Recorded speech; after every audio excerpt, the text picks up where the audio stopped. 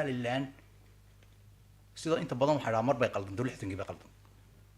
waayo waxay ahayd Soomaalida markii aanu dariskanahay Soomaaliya gobolada dhexe iyo inta u dhaxaysiyo Puntland iyo dadka inaanu Soomaali ka waraysan ima ay hayd old way to Hargeysa ilaa iyo Xamar in madaxdeedii socoto oo mistake aanu sameeyno